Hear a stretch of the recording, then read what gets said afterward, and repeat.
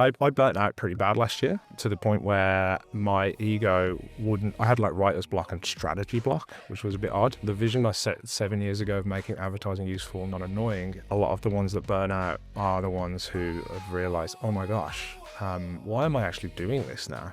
And again, they're so obsessed with pleasing others and getting external validation that they've sort of lost sight of what pleases them. If I could turn back time, I would have started a CRM the very first day. I would have done the CRM before I even did my vision, mission and values. One of the advisors said to me, Phil, you're acting like a genius with 1,000 helpers, and actually that's not going to scale. Welcome to The Business Game, the show that breaks business down into real levels, from $0 to $200 billion, so founders can see exactly where they are and what comes next. Today's guest is playing at level 3, which sits in the $3 to $8 million bracket, the emerging CEO stage. At this level, revenue is consistent and the team is growing. But you're no longer just building a business, you're building leadership. The challenges? Delegating real ownership, installing managers and making the psychological shift from founder-operator to CEO. The goal? Step out of the bottleneck and build a leadership layer that scales beyond you.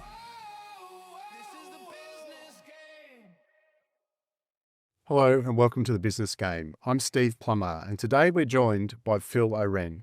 Phil is the founder and CEO of Intender, a performance marketing agency built on a simple premise: make advertising useful, not annoying. With more than 20 years in digital marketing, Phil has helped brands like UE, Canon and Amex turn search into sustainable growth. Today he's playing at level 3, focused on scaling Intender in the age of AI by building the systems, people and processes needed to grow without losing the edge that got them there. Let's dive in with Phil Ohren. Phil, welcome to The Business Game. It's almost welcome back, I think. Thank you very much. Yeah, it's great to see you again. It's great to be back. All right, so Phil, for listeners who haven't heard of you before and haven't heard of Intender, can you give us a rundown about a bit about your background and what Intender does? So essentially, I started marketing very early, the age of 14-ish, and I just felt gripped by SEO at that stage. It was kind of new, it was cool, it was mysterious, and I quickly became a specialist in that area. How we got to Intender, though, I worked for some big international agencies. We call them holdcos when they deal with the biggest brands in the world. And essentially throughout that journey, I worked with some incredible brands like Chanel, like Chelsea Football Club, Booking.com, like you name it, they were kind of there. Yeah. But what I started to learn was just the darker side of media was often the deals that are done behind the scenes to, minimum spends of X million per brand and stuff like that. It started to make me realize that a lot of what was going on in advertising was just about volume. And then I think one day a client had sort of mentioned, I want more 7-seat SUV Intenders. And I was like, wow, that's a really good way of thinking about it. And lo and behold, the domain was available. And then essentially it got into my brain and I pretty much was gripped by this notion of an intender, which is someone who wants to do something or is actually in market, versus a non-intender or a future intender who is someone who's just living their life. Does that make sense? It does, yeah. And so from there, the Intender brand was born and you've gone from strength to strength. Pretty much. Yeah, the HQ started in Noosa, Queensland, just a turn of COVID. And now we've got teams in Melbourne, Sydney and overseas as well, which is really cool. Right, fantastic. Well, congrats. That's really good growth. Thanks. In a short space of time. All right, Phil, you've said that one of your biggest challenges right now is scaling lead generation. Now, if nothing changes over the next 12 months, what's the cost to the business?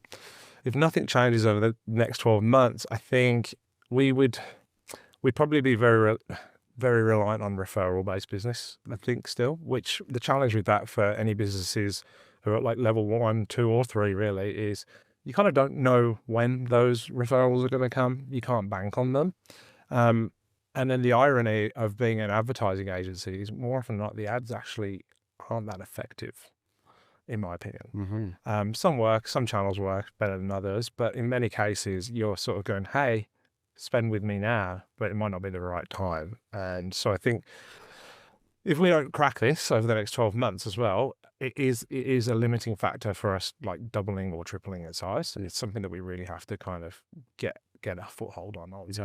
So that's almost the paradox, isn't it? That the referral clients are often the best, but like you said, they are unreliable to a point. And have you cracked that yet? I'd say, I wouldn't say crack it with because with respect to the referee, it's definitely an earned media, I would say, where you've got to earn the right to be recommended. And then flipping that back to sort of like the paid media aspect of it, when you're buying the attention, whether that's on YouTube or Google or Facebook, you are effectively buying the privilege to get in front of that person. One of the harder things to do with that is it might not be permission based at the time. When you say permission based, what does that mean? I mean, if you're Googling new digital agency or you're looking for a performance agency, there's some level of permission there. There's a level of expectation that they are open to receiving that. Whereas if you're sort of watching your favorite TV show and an ad comes up trying to talk about work while you're at home, I would say that's non-permission based. Yeah. Okay. And so you're very much built around that permission based environment and that concept of intent. Yeah. If someone has intent to do business, that's your shtick and where you play. Is that correct? Yeah, I would say so. In many ways, the metaphor I like to use is that there is a haystack and there's some needles in there. The job of intender is to try and remove as much hay as possible. Yeah. So that you can cleanly and easily see the needles. Yeah, nice. Well, that's a good metaphor. Right, Phil, you've mentioned a major breakthrough in your business was finally defining your value proposition in a way that wasn't geek speak. Nice term. Not geek speak. So can you explain what you mean by that and what you were doing wrong before that breakthrough? I think what we were doing, what I mean by geek speak is it riddled with acronyms? For example, at the moment, one of the biggest acronyms thrown around is AIO and AEO and GEO. Yes. And a lot of that can be grounds for bamboozling a client and trying to, blind them with science. And so I think when I'm saying de-geek something, I mean, could you say it to your mother and would she understand what you're talking about? Right. You mentioned too, I mean, this seems very obvious, defining your value proposition. Is that, in your experience, something that businesses generally struggle with? And if so, why?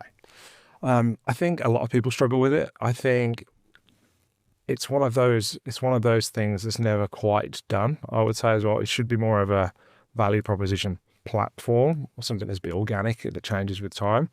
For example, in the first 3 to 4 years of Intender's life, we were very much leading, trying to position ourselves with our vision, which is to make advertising useful, not annoying. When in actual fact, that didn't work as a value proposition because it doesn't quite explain on the tin exactly what or how it does it. And so where we've moved to now is that, our current value proposition is most agencies start with channels. We start with symptoms. Now, that is probably very simple, but also it raises a question of, well, what's a symptom? But technically, what we mean by that is that you're able to, instead of saying we're going to advertise on Google, we're basically saying, actually, we're going to find the people on Google who are suffering from something that you can solve. Right. Okay. So can we just broaden that for a moment? Companies that don't have a really strong value proposition, or at least a well-defined or well-articulated value proposition, what's the consequence of that for them in the marketplace? So let's start with like a high street business like a florist. Most would say, if I ask people, what does a florist sell? Nearly everybody says flowers. And so their value proposition is anchored around that. But then if you think about a really boutique high-end florist, they would struggle to charge $100 a bouquet plus for flowers. And so what they sell is hope and appreciation or impact or in some cases a conversation starter in many ways, right? And so I think where businesses can make progress with this is really spending time to work out what it is you really sell. A doctor sells time, ultimately. They don't necessarily make you better straight away, but the diagnoses of the symptom is what they are ultimately selling you. So, and is that, based on what you're saying, is that more often than not an emotion as opposed to a thing? I would say so, especially when we're dealing with people. And obviously we are dealing with people for the most part. Yes. But now with agentic transformation in the industry, we've also got to make sure we've got a value proposition for AI. Ooh. So where we were probably 2 years ago, well, where we were from the start is we were a people-first agency. Very recently, we've had the realization of like, well, actually, that cuts out a whole bunch of robots straight out. Wow. That. And so symptom first is what we're kind of going with now, because Of course, the AI is out there searching for... AI needs to please its master's symptoms, its master's context. And in the same way that the person behind there also has a motivation for that day. So there's an emotional aspect with the human, and then there's almost a utility aspect with the robot. One of the things that is kind of exciting, potentially concerning, is like at the moment we don't really know how the LLMs will make those decisions on utility. My biggest learning in this area, and I'd love to part this wisdom on others, is we needed content to engage humans. I think we need context to engage the robots, but also humans are expecting context as well now. Okay, can you explain what that means? For example, if I was selling umbrellas in a full sun day, the context is out. The content was still okay, but I'm not going to buy an umbrella unless I need one, right? Yeah. So, ads and media journeys that pay attention to the context around you are really important. For example, you could assume that somebody walking wants to buy a car, but that would be a fatal assumption if they enjoy walking. There's some good Tom Fishburne cartoons on useful advertising and stuff like that that illustrate things like that quite well, I think. And how do companies, how do they discern the context? Is that a simple process, or is there, I didn't think it was going to be. It's not simple. However, we've actually been doing this for a very long time, and the people who have been really good at this are actually brand marketers and brand strategists. More often than not, when they create a persona like a Sally, a John, or a Craig, they were trying to get into the context of 3 people with 3 personas. I think where we need to go now is getting that up to 100 or 1,000. Wow. Okay. Where the context of someone searching cheap home loans or cheap car insurance is very different to someone looking for car insurance with new for old, for example. Yeah.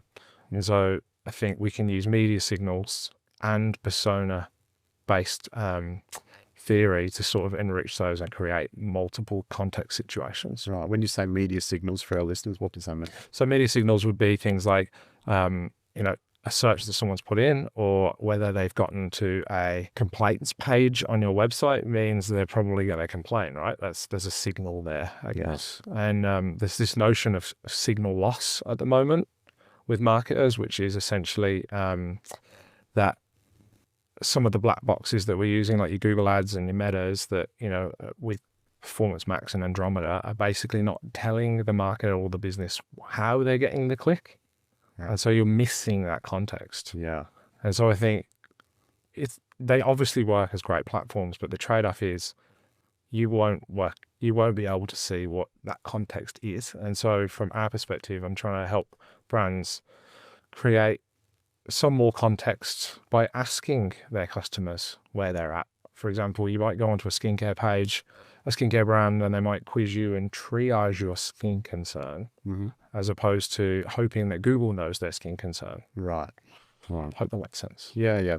So again, if for our listeners, if it all sounds just too overwhelming and too complex and too hard, is there light at the end of the tunnel there, Phil, in that it sounds hard, but is it really in practice as complex and multi-layered as it seems? I guess I'm asking for some hope here that it isn't a jungle out there that's impossible to get through. No, I can give you some hopium. That's good. Okay. And essentially, I would say that AI has and will enable us to do this much easier than we've ever wanted to before. Yeah. And in some ways, I feel the vision I set 7 years ago of making advertising useful, not annoying, I feel like in ways it's manifested itself into, well, the only way to do that was with robots. Yes. Like the only way we can have one-to-one ads is with Yes. robots. It can't scale any other way. Yeah. And in 2019, that wouldn't have been possible, right?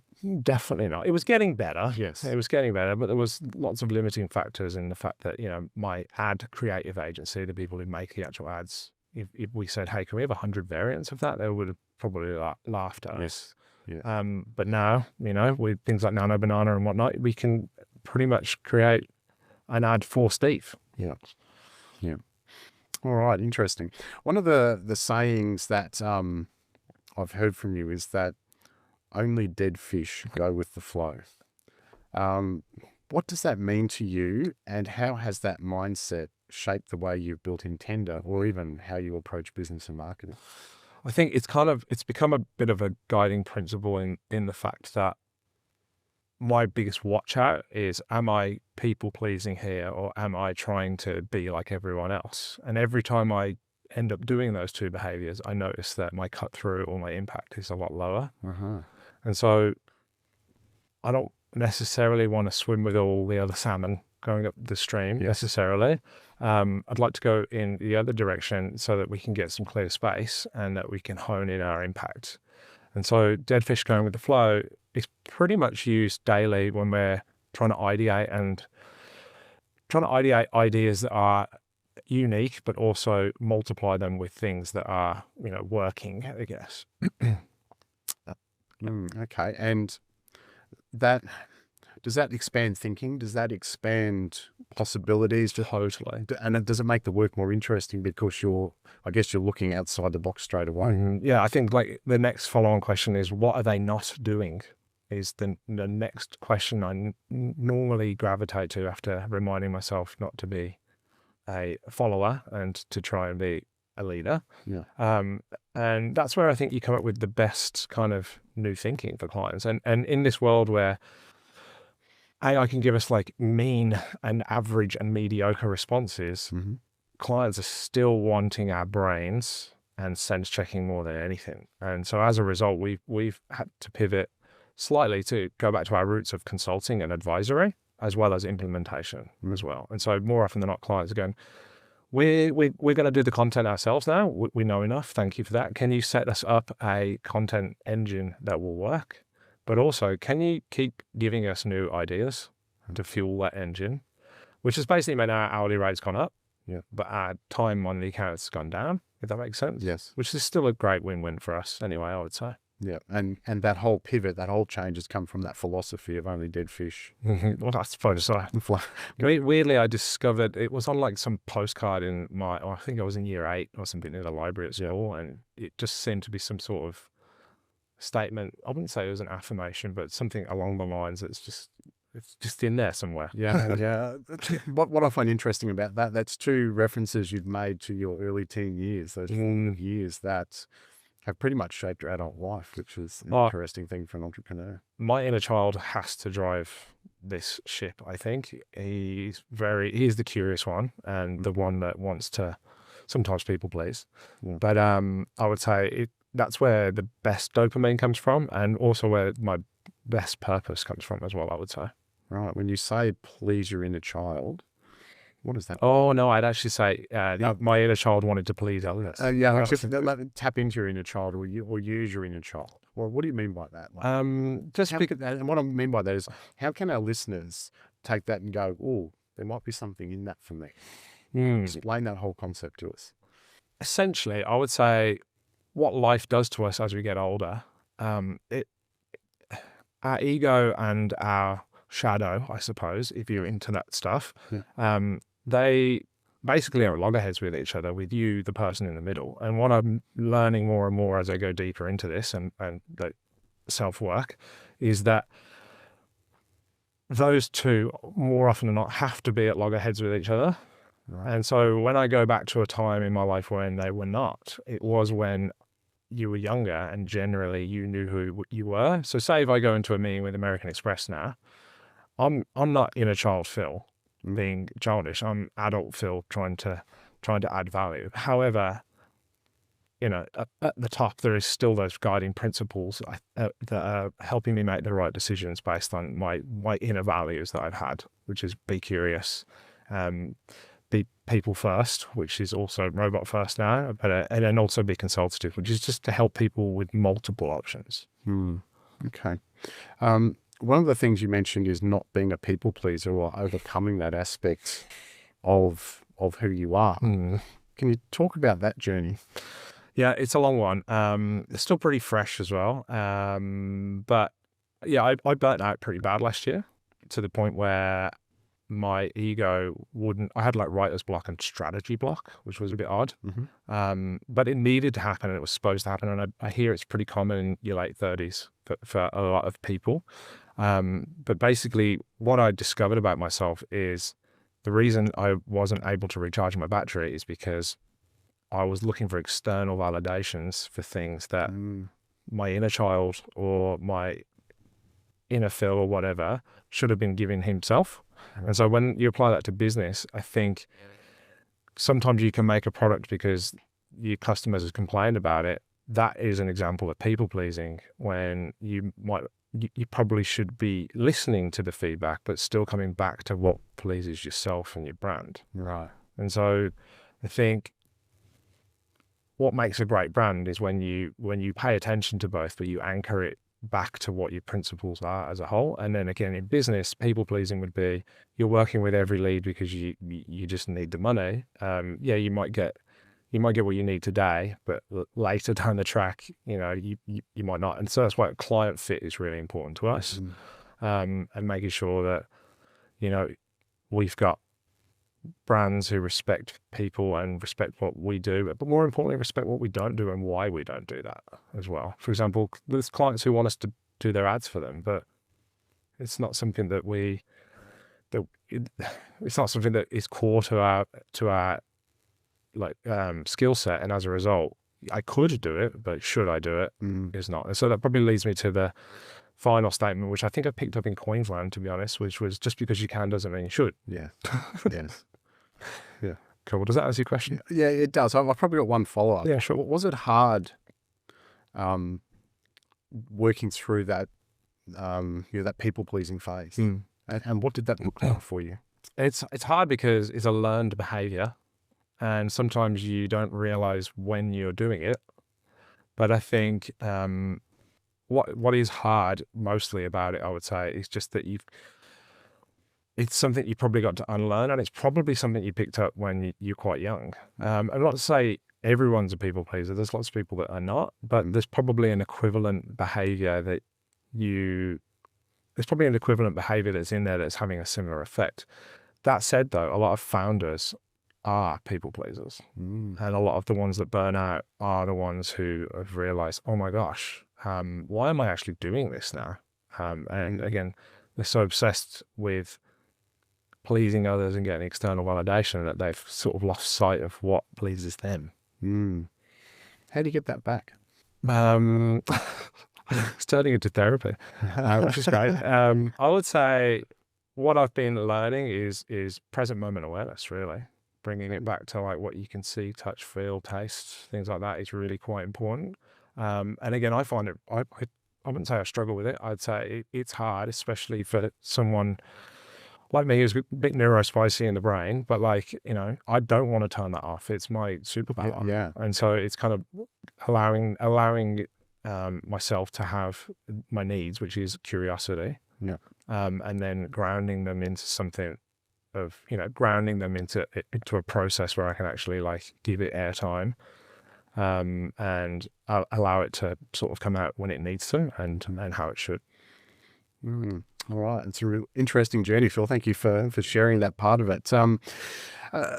As you've grown, as Intenda's grown, what has nearly broken first? Was it systems? Was it the people? Or was it the founder? Well, I'd be lying if I said all three at some point have been under pressure. Yes. Thankfully, never all at the same time. Yeah. But let's probably start with systems. I think when you're at level 1 or even just 0, more often than not, the systems, they're an afterthought. If I could turn back time, I would have started a CRM the very first day. I would have done the CRM before I even did my vision, mission, and values. Yeah. And still to this day, I've changed to CRM recently, to HubSpot, which is so much better. And I'm already noticing the benefits, particularly in the, because I'm a service-based business. Being interested in people is more important than being interesting to people, is one thing I've learned. And so having a connection with people is really important, because I don't want every time they see my phone or an email from me for them to think, oh, he's just trying to sell us something. Yes. I actually need to make sure that my relationship platform with people is actually giving value 80 to 90% of the time. So that one of two things happen: either organically they pick up the phone or email and talk to us, or two, they might even refer us to someone else. And so bringing it back to the previous question of people pleasing, I did find before that I would be trying too hard, I think, without a CRM. Wow. And being a little bit, probably coming across quite intense, I guess, Uh-huh. in those. And so that's really helped ground us. Having that system and process in place with the CRM, it's definitely enabled us to sort of do better content marketing, to give more than we take. And as a result, comes back to our vision of being useful, not annoying. Mm-hmm. So the reason I had that vision was to probably ground the annoyance that would naturally want to come out of me sometimes as well. That neuro-spiciness coming out. Yeah. What was the second part? So what broke first, the systems people or the founder or I think, so on the people front, when we first started, we had, it was just myself and my wife, and then we hired some amazingly young, talented people as well. And again, they came on the journey with us, which was really good. But then we got to a point where probably the biggest challenge was then we wanted to target more enterprise people and like clients, that we actually needed the senior rigor as well. And so that was probably a really good learning of, I wish I'd got 6 months ahead of that in hindsight. And so I think I had some good advisors at the time that were generally helping that, but it didn't click with me that why. And so I think one of the advisors said to me, Phil, you're acting like a genius with 1,000 helpers, and actually that's not going to scale. And to their point, that can be burnout territory for people. So I'd say that is a watch out for founders. What's the one again? You don't want to be a genius with 1,000 helpers, because and so like the most important hire, shadow of a doubt, has been like a GM and a head of growth and stuff like that, and then also the heads of departments as well. Right. And so now, fast forwarding sort of 7 years, I can quite happily play the role of curious founder, innovator, and sales guy without having to worry about people pleasing the clients to retain them. If that makes sense. And then, the founder did break at one point, because recharging your battery is important. And I think it's Stefan Zeiger, I think is his name. I came across one of his books recently, and he actually only works like 9 months of the year to ensure that he has 3 months to recharge and reconnect with both himself and the world, which I think is quite cool too. So there's definitely some interesting and useful kind of modalities out there, I guess, which are kind of cool. And I was going to ask you that. What do you do to unplug or reconnect or recharge? It's weirdly becoming the gym, which I hated the gym all my life, but now I actually quite like it. Definitely enjoy that. And to be honest, I play with both the kids and then little projects and stuff like that. It definitely recharges my battery and curiosity. And again, that's weirdly like a inner child Phil thing. I'd always get in trouble for taking things apart. TV remotes and stuff. Most of the time I can put it back together. And just again, bringing it back down to like little Phil loves like playing with stuff, and weirdly that's exactly how I personally find it easy to recharge. And you almost had to become okay with that. Yeah, totally. Because people were like, what are you doing? Wow. And I'd be like, I'm just playing. You feel like you can't say that at 38. But you can. That's totally okay. That's cool. And weirdly, clients like it when we are playing in their data and whatnot and coming up with new product angles for them and stuff. And in many cases, new products, which is fun. So you mentioned scaling. Can we dive into that part of your journey? Because you're a very successful agency, multiple locations, as you mentioned. At the moment, you're at level 3. You're moving into level 4. So what do founders at levels 1 and 2, I guess, completely misunderstand or even underestimate about growing from a small business to a quote unquote a real organization? I think probably one useful framework for this would probably be the P's. So your people, partner, profit, product, profile, preservation, which is a fancy word for retention. But I'd say bringing it back to those, I think the misunderstanding often, or probably not a misunderstanding, but one that might whip you for a second hit is actually product. So when you're kind of in level 1 and 2, you think you might have got the product right, but really the real test is, can you scale it, and can you scale it without you? And so I think, an agency model isn't particularly innovative, really, and it's under serious pressure these days with automation and whatnot. And so even 7 years in, I'm starting to realize actually we don't have small products that are easy to sell, that they could potentially even buy with a credit card, right? And so product probably is my biggest learning there, and definitely my main focus now, followed quickly by profile. So how are we perceived in the market? Where do we sit on that on that chart of leading, lagging, whatever it is, or who are we close to as well? And I think probably for someone who started, like when I started my career, I didn't really believe in brand. I was like, you just rank in Google for SUV and you'll sell an SUV, right? Very simple, right? Yeah, easy. To an extent, it worked, but I think where that kind of notion takes you is there's quite a lot of like SEO specialists who really don't get brand as a result. And I think my watch out early was like, actually, I need to work with these people, so I need to understand these people, and therefore, from product and profile perspective, always made sure that we give to others and that we are adding value to others. And so partnerships, which is another P I didn't mention, is probably my advice to level 1 and 2 is get some partnerships. Like if you are not interested in doing one area, find some people that are, and look for a win-win between each other. I think it's a great way of getting referrals, and it's a good way of even doing unique pieces of research with each other as well. All right, let's talk more about that, the journey personally. You, rather than just being a really good marketer, you had to become the CEO, the leader that the business needed. And so what did you have to personally stop doing, or even start doing, for that transition to be effective? I definitely had to stop trying to do everything. Yeah. Which I think probably would be a very common answer with many. At the time, I didn't know what the right things were, though. Then I needed to stop, start, and continue.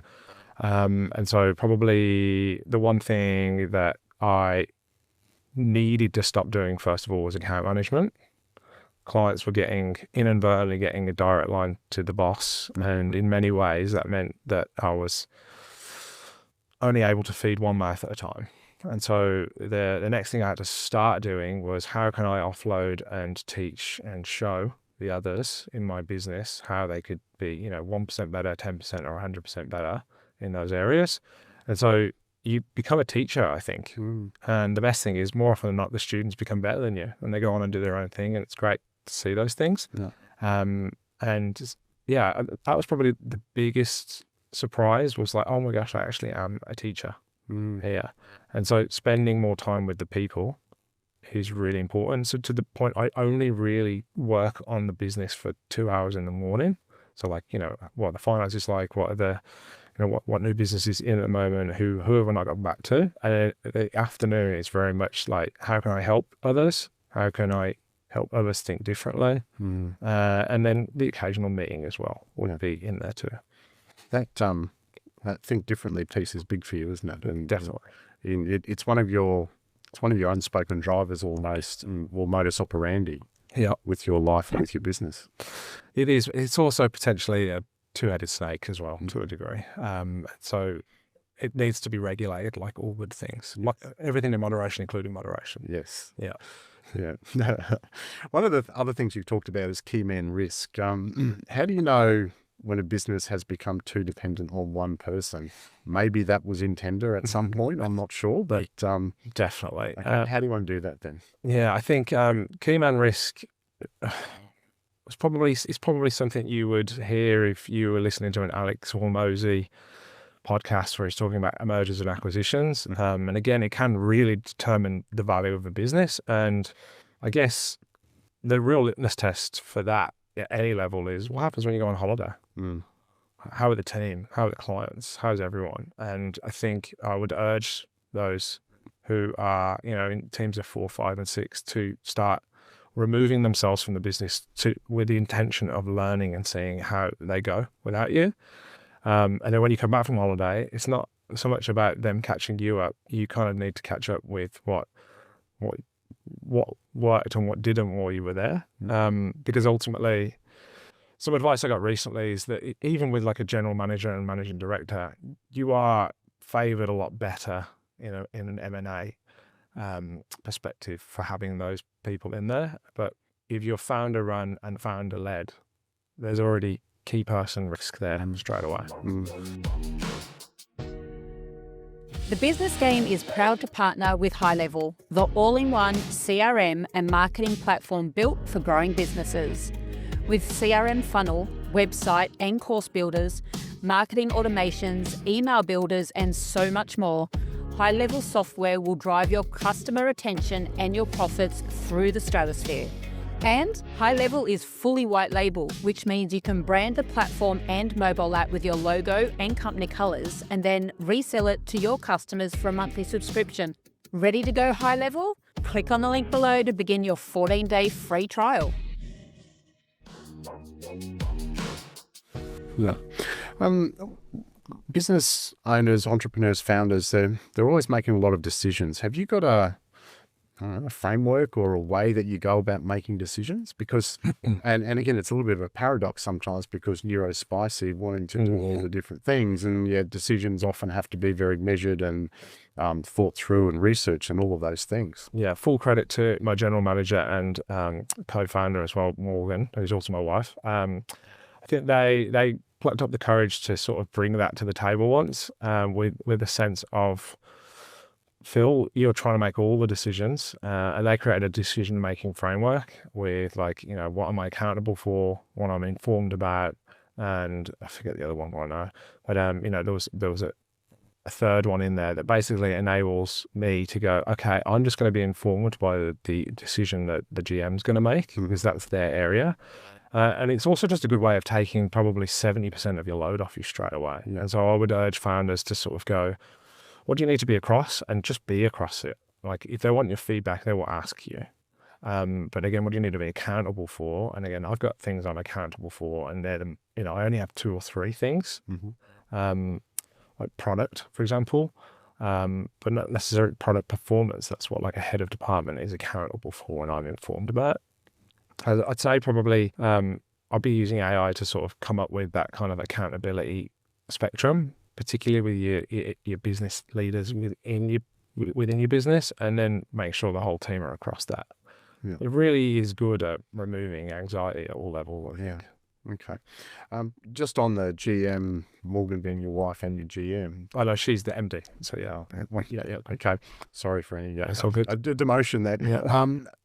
Taking work home and what does that look like? Have you guys got an arrangement where you don't talk work as soon as you walk in the door? Or very rarely. I mean, full credit to Morgan. We just hit 12 years married, and we celebrated that. We celebrated that well, but for the first time we kind of put it on LinkedIn, and it kind of blew up a little bit. But to be honest, we've got 3 small children, 7, 5, and 4 as well. Because of the children, we don't have time to talk about work really, and we wouldn't want to. I think so that's been quite a blessing in disguise, but also because of the accountability framework, I kind of know that Morgan's going to keep me informed about her area, which is very much finance, people, HR, and operational integrity and tender, that it means it doesn't need to come home, and the pillow talk is probably next to none, to be honest. So it can work between couples. It really can. I've seen it not work as well. It's quite sad, but it's definitely not easy. Yes. Yeah. You speak or have spoken about the power of compounding your small wins. So how has that philosophy influenced your leadership style and the company culture? Yeah, I think there's a couple of ways it's influenced the culture. It's kind of, I guess when you're looking at a client's target that you've got to hit, it can be really overwhelming to sort of go, we've got to double this. But really, I think it's LSKD's, the sportswear brand, their like vision's 1% better every day, right? And it's amazing. And again, it's so powerful to sort of think about those smaller wins. And I think it's James Cleary with Atomic Habits. He talks about that too. And so I think reading that book was quite life-changing for me. I'm not a massive reader, but it's one of the few that I've read recently. And I think having compounding behavior is, if you change one page every day on the website, by the end of the week, 7 have been done. Yeah. And if those 7 pages now have symptoms and context in them that weren't there before, the ramifications are huge. And so I think from a compounding perspective, where I'm trying to turn my attention to now is not profile so much, it's actually more product. How can I have compounding products or products that open the door to brands that are small? For example, like a media waste audit is a really great way of helping people rather than going, hey, I want your retainer. Yes. And so the compounding impact of the product there is that rather than having to try and sell a huge 12-month process, we're actually able to make a small impact early in the business with something small. And then I'd say the last little bit of advice or learning there really is as well is, particularly in marketing, getting the gratification of results to the client. Waiting a month to 2 months is just not acceptable anymore. They need to see wins quick and early, and see those wins compound. And so I think when, around that subject, everything kind of needs to compound, including your relationship with them, with the client, as well as the results and the output that you're putting through as well. Yep. So what does that look like then, telling them of their wins early and quickly? Yeah, so some of the wins can be, they don't necessarily have to be like financial, but they can be like the shoots of growth. For example, if we talk SEO, just because it's a bit easier, you could wait 8 weeks to do all your audits and then tell the client what to change. And by that point, they've already paid 2 bills and the CFO is going, where's the results? Yeah. Whereas if you structure your kind of process, some of your quick wins in early, you can get the gratification over to the client sooner, and then the trust is there, and then that compounds quicker. So that was probably a big learning for us about a year ago, really, where now we really try to put that front and center. And to the point, I've even mentioned it in sales recently, because ultimately, a lot of the board-led companies need to impress the board. Yes. And waiting 8 weeks is is a very long time now. Especially aren't now. Things are things are uncertain in the world, and so I guess that whole For sure. energy is part of that as well, isn't it? And then again, hooking that back into the CRM, making sure that their concerns are in there. And I think a guy called Scott Ennis, who was the founder of Switched On Media, which was an agency about 15 years ago, he always taught me about 3 points of contact in a business. You can't just be reliant on the one person. You need to go out and compound your relationships with others as well. And I'd say that is really important for all levels of business as well. Yeah. Again, there could be a key person risk on their end that what happens if they get fired? That means you're probably going to go as well. Yeah. Okay. And so again, compounding conversations, I think, are important, and then that value too. Right, can we dive into data-led storytelling at scale? You're currently working on that as one of your projects. So what does that mean in practice, and why do you think most businesses get it wrong? If we bring it back to storytelling, and obviously I know you've written books, so I feel like a bit of an imposter right now. I'm all ears, Phil. Bring it on. I feel that when we think about some of the greatest creatives in the world, and huge people in the business like Rory Sutherland, who's ex-Ogilvy, where PR and creative have always been much better than media is the emotional leadership. And I think, look, there may be some frameworks and some shortcuts for some of those, but I think ultimately what they are good at is storytelling, and storytelling still follows multiple formats. And again, hero's journey is probably like the most common one, right? And I think what we're trying to do with data, both from a sales perspective for us, is make sure that, it's not just dribs and drabs of, oh, these keywords are bad in SEO, or this audience isn't working in SEM, or this digital out of home buy is not relevant because of XYZ. It's more what's the thread between those, and then how do we structure that into a strategy that follows like a journey, such as an ambition, a barrier, and a challenge. And then I'd say for us, telling that with data is, again, making sure those data points follow that succinct approach.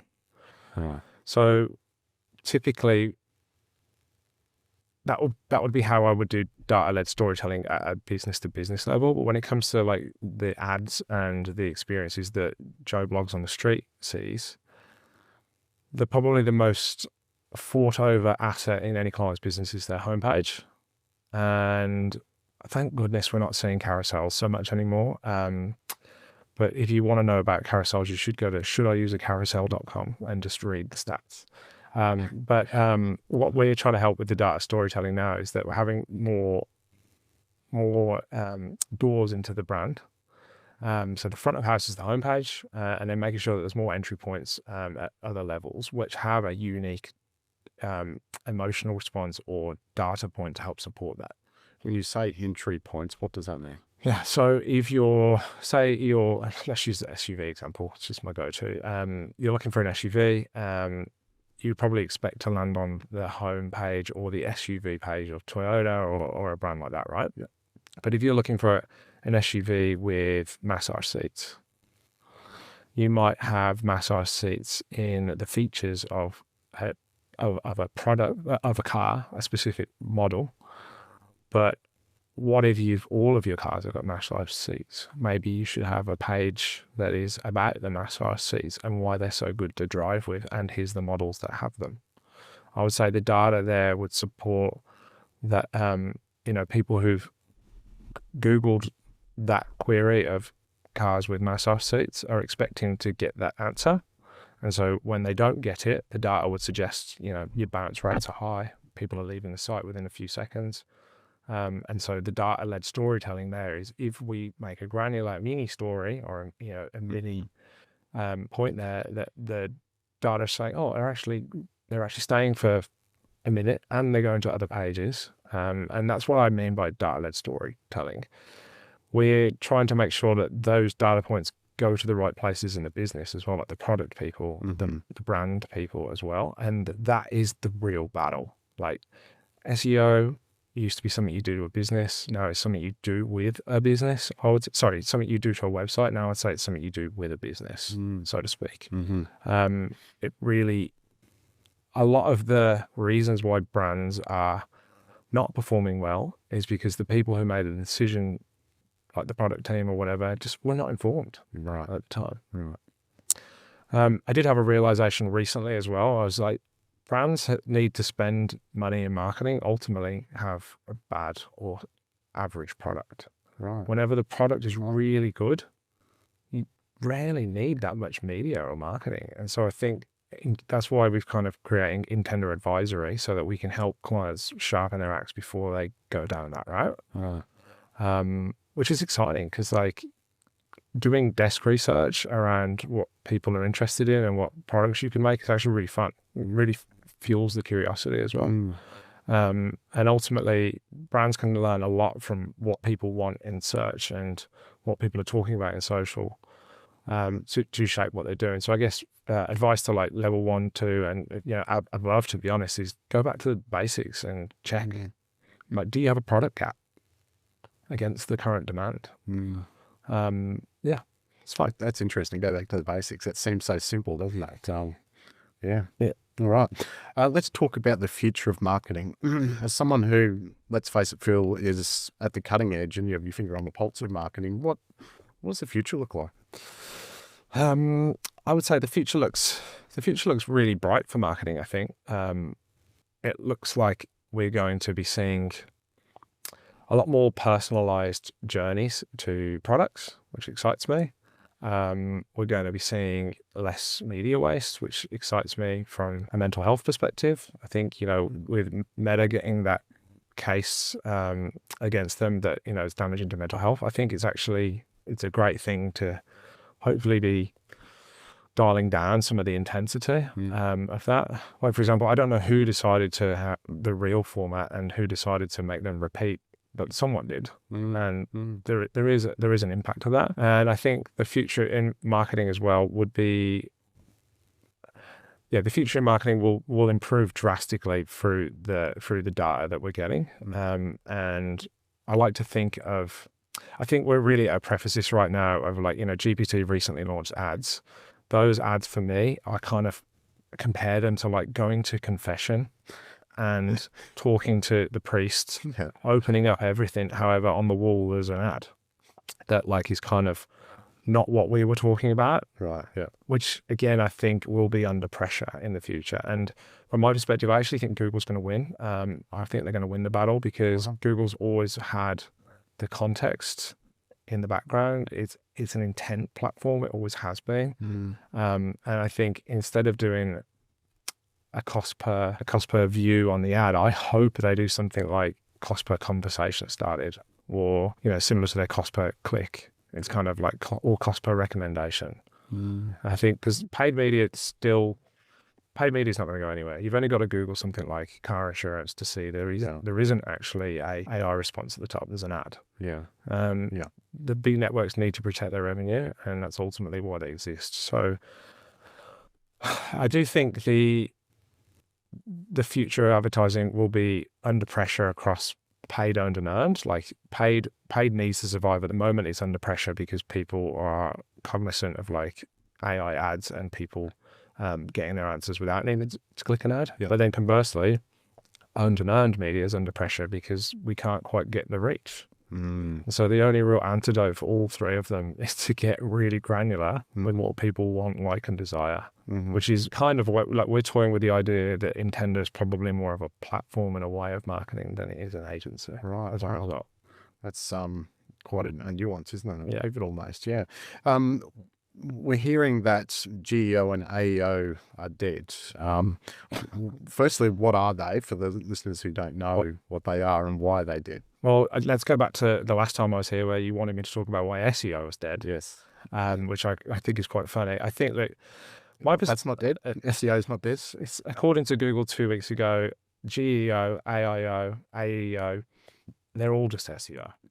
And I think why those new terminologies have come forward is,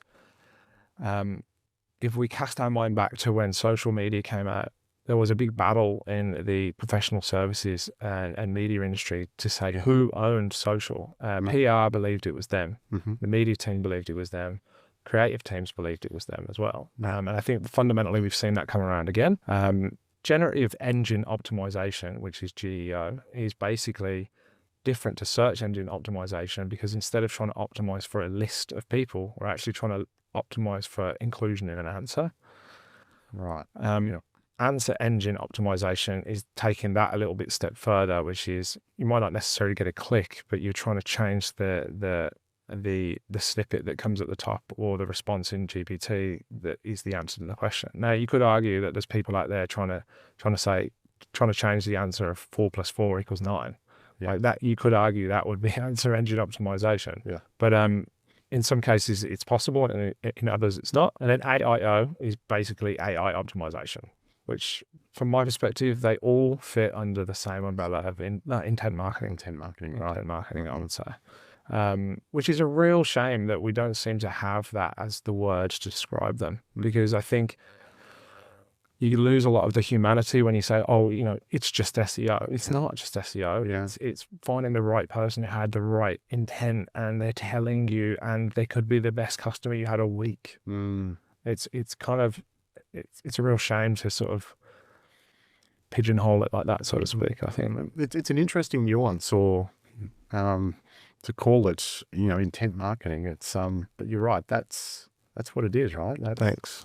Yeah. And I think that it gives rise to interest marketing, right? Yeah. So, you know, if you're a gardener or if you're interested in motorsport, you're interested in it, right? Yeah. It doesn't mean you're going to be buying a new shovel or a new car.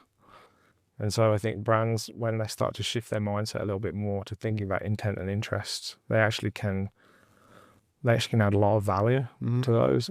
So even if you're a level 1 business at the moment and you're doing something really niche, for example, you might be a plumber. You have as a plumber, you have the right to talk about plumbing as a whole, and you can talk about it commercially for people who need a tap fixed. But you can also talk about it non-commercially around, like, why certain materials need to be used than others, and again do thought leadership. So that then gives rise to the third one, which I would say is inspiration-based marketing, which, to be honest, the world is pretty good at. Some of the best creators, and Disney's an inspiration-based brand, like storytelling brands. Coca-Cola does the same to a degree in their marketing. And any kind of creators, I would say, deal in inspiration. But I think, the difference between a reel that is talking about a problem that needs to be solved versus a reel that's trying to entertain versus a reel which would be inspiration, or a reel that's in the middle, which is around interest. That's kind of where the art comes through, I would say, and where brands kind of need to pay attention to that. Another example of that is, like, you'd be surprised how many people are using TikTok and Instagram as a search engine now. And the content that you're making to go viral isn't really the content that should be showing up for intent that's been expressed. So if I was searching car deals Brisbane in TikTok, I would expect to see some car deals in Brisbane, right? But is the content there? Probably not. Data suggests that, and there are ways of getting data. You can go to keywordtool.io and you can get TikTok search volume. Meta doesn't really share it, unfortunately, but again, TikTok's good enough, and I think they get it around this social search thing of intent and interest. That, again, my advice to brands would be there. Yeah, you might be trying to get leads on SEO and SEM, but you could also probably go and do an evergreen video at TikTok around the problems you solve as well. Okay. Let's talk about AI a little bit deeper here. Cool. AI in business. So beyond the hype we're hearing today, how do you see AI changing the way businesses do operate in the future? I think the one thing probably everyone would be able to agree on is that we have all devalued our own services as a result of AI. Lawyers now think their marketing team are not doing anything, and the marketing team think that the lawyers aren't really doing anything either, right? Which I think is the biggest elephant in the room. Yeah. And so that's definitely changed the way that we sell, and it's also, if your client's got a little bit of knowledge in what you do, that makes them 10 times more dangerous than they were 2 years ago. Because people's BS detectors are being fueled by these. I mean, I often get clients where it's clearly copy and pasted from their AI response. And again, full respect to them, it's quick and easy. But I think where it's really changing the relationships in business is like some clients are looking for that spark still, and how you're using it as a result. So one of the things, we've got a couple of tenders out at the moment where we're actually putting AI agents as part of the team, not as more of a cost of sale or a cost of goods or anything like that. Right. We're actually trying to say, well, this agent took Phil 25 years to make. Its value is this. It is proprietary, and you can use it to the extent of 10 credits a month or whatever, right?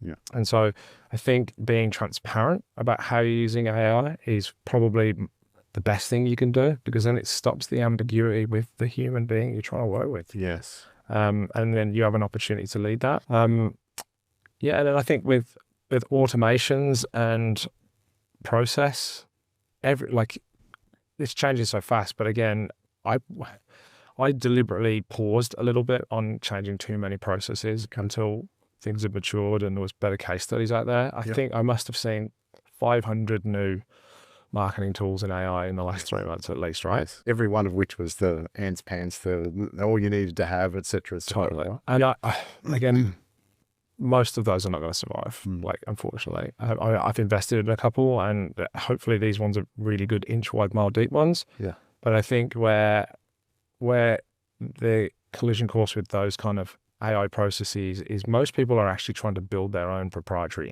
internal one. So it was very rare to see a marketing or a media company say, we've got proprietary tech around 6 or 7 years ago. Now everyone's got it. Yes. And when you're Googling the word media agency, everyone's an award-winning agency. Yeah. And so it's kind of like dead fish. Mm-hmm.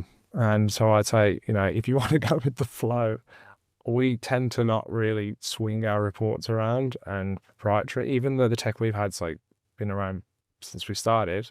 Yeah. It's still what you do with it that's most important. It's you come back to the dead fish. It's a really interesting one, isn't it? Always look for, is this a dead fish moment? Right? Yeah. Like if, I think it was in the UK, I saw a similar example of all the award-winning agencies, and then like an ad at the top, which is like, we don't need awards. We've got to prove our worth. We've got a money-back guarantee or something like that. Again, you can undermine the competition there. And so another good use of AI for us is I love giving it what I think was perfect and then getting it to asking it to break it and think left and right. Yeah. So it's become it's become very important to help synthesize and simplify and automate to a degree. All right, for our listeners out there, if someone was running a business like Intender, but they were 2 or 3 years behind where you are now, what's a shortcut or a cheat code that you would tell them? Oh, that's a good question, Steve. A shortcut or a cheat code, I would say know your product, know your product and its limitations and what symptoms it solves. And then when you know that, make sure you put that front and center in all of your touch points. There's no greater travesty, I think, than selling the dream and then the team forgetting what they sold to the client. And so I'd say bring back what you sold and what you solve into every touch point with the client, to the point where we're about to put key stats on our invoice. Right. Which is quite tricky to do in the finance platform that we use, which is probably what half the businesses use in the country. But we want to do it so that when they get the ultimate gratification, which is paying for the work we did, they actually do see the value of what we provided at the end. But yeah, we'll see how that little test and learn goes. Anything else on that one? No, it's an interesting one though. When that drops in, is there a cheat code? Is there a shortcut? We all want a shortcut. I know.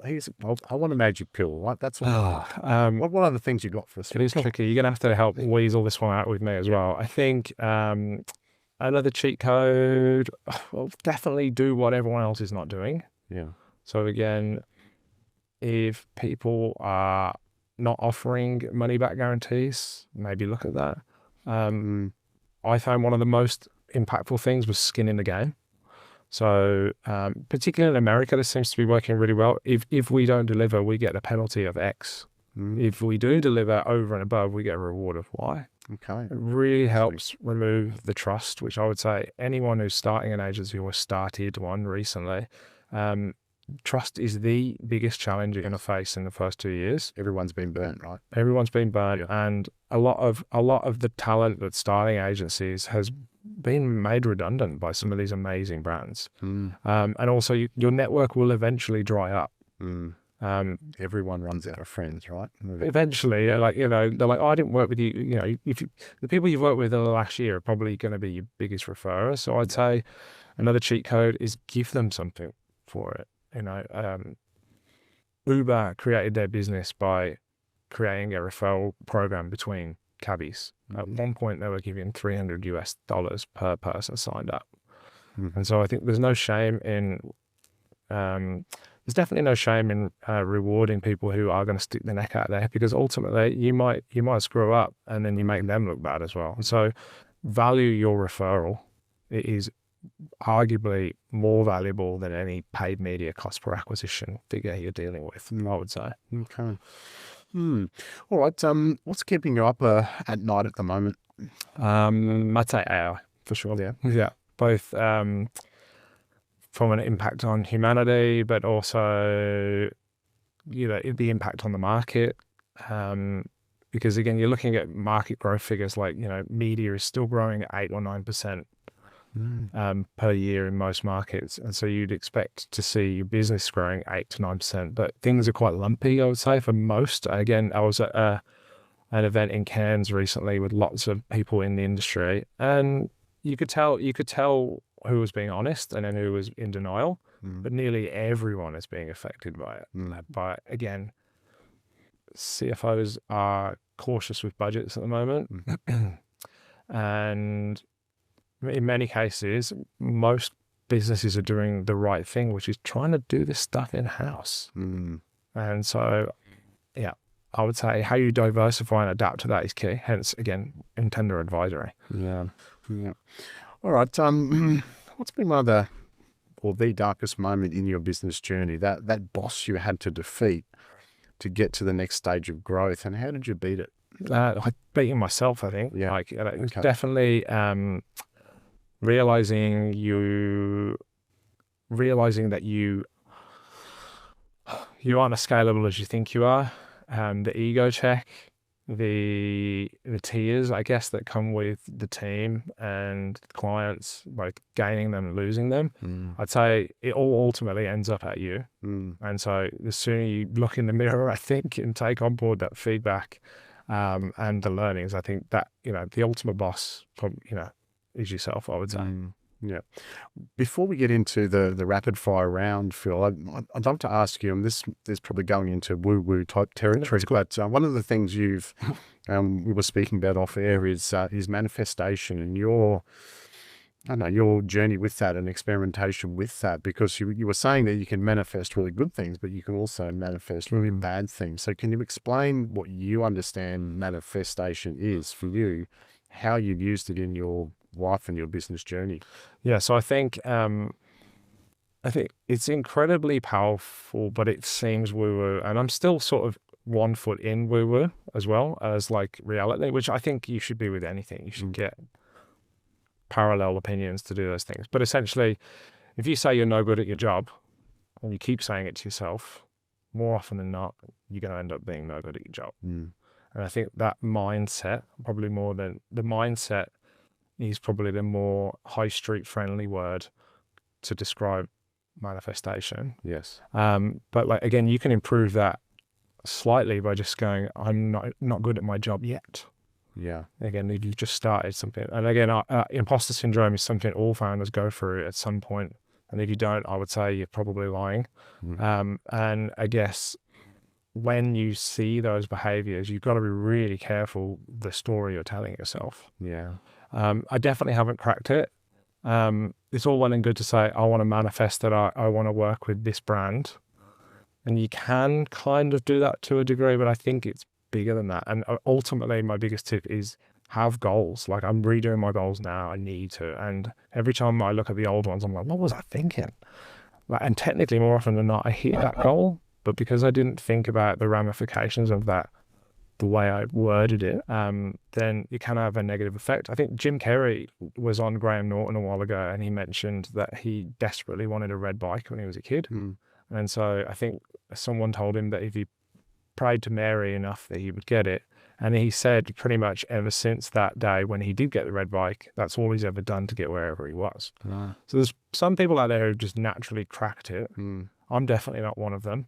Yeah. But then I'd argue there was times where I always wanted to leave the country when I was younger and go work somewhere else. I didn't know that was Australia, but again, it can be quite powerful there. So I think taking time to really think about what you would like to see from the universe, I guess, and being very particular about how you word that, it's quite important to take that time, because again, not only is that just is a goal for you, but also you then have the signals and the markers to notice when you're going off piste or when you're shit talking yourself. Yeah. But that's really important to sort of notice, because you've got to catch that quick. Yeah. Because otherwise you will, if you say you're going to lose clients, guess what's going to happen? You're going to lose clients. How important to your success is that?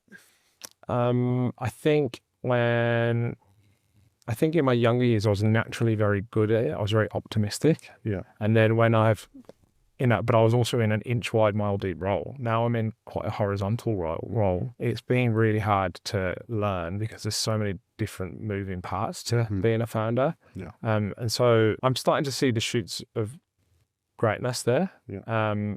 But I would say it's critical to the success. Yeah. Because it all comes back down to mindset. Yeah.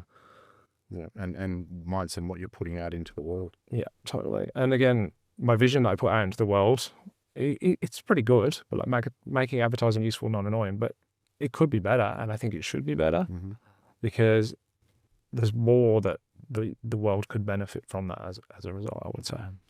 And so is that something you will work on over time? Yeah, I think 2 years ago I would have said, nah, I'm solid on this vision. We're good. No, yeah, but like now I'm like, no, we can definitely iterate, and iterations need to happen both in your business and product and even the way you're thinking, I guess. Yeah. Yeah. Alrighty. Quick fire or rapid fire round? Sure. Phil, you've done this before, so you're a bit of a pro at it. So what we do, just to recap, is we ask our guests to get to know them a little bit better, 10 really quick questions. Trying to get you to answer them in a sentence or less. And I'm going to fire them at you really quick, so you're ready. Go for it. Alrighty. So first question, what was your first job? Paperboy. Ooh, paperboy. Early riser or night owl? Early riser. What's your podcast or book recommendation? Currently Alex Hormozy, but I just seem to have connected with it. I didn't really like it before though. Okay. Android or iPhone? iPhone. Best investment you've ever made? My mental health. Okay. Office or work from home? Office. One piece of tech you couldn't live without? Apple TV. Apple TV. We haven't had that one before, I don't think. Interesting. All right. That's how you can watch the football, probably from Europe, is it? A few things. Yeah. What's your coffee order? Large latte. Okay. If you weren't doing what you do now, what career would you choose? Probably a teacher. Okay. What's your go-to productivity hack? Just get it done. Okay, we haven't had that answer before. That's really cool. All right, Phil, thanks very much. So, look, if business truly is a game, Phil Ohren, how do you define winning? That's an interesting one. I would say the journey is long, and in the end, it's only with yourself. Ooh, interesting, because they do say entrepreneurship is the greatest personal development tool on the planet. So, yeah, making my hair stand on the end of that one. It's true. Wonderful. Thank you, Steve. All right. Thank you very much, Phil. Where can people find out about you and Intender online? Cool. So there's 2 websites. There's intender.com.au and there's philopohren.com. I'm probably most active on LinkedIn. Tend to share quite a lot of thought pieces on there and research. All right. Fantastic. Phil, thank you so much for joining us. It's been a pleasure. It was great having you back again. And thank you. I know we should do this again. In the future, I think. Thank you. All right, fantastic. That's all we've got time for. If you enjoyed this episode, make sure to subscribe to The Business Game and check out the playlist for the level of business you're currently playing. Because every founder is somewhere on the game board, from 0 all the way to $200 billion. Choose your level, and we'll see you next time.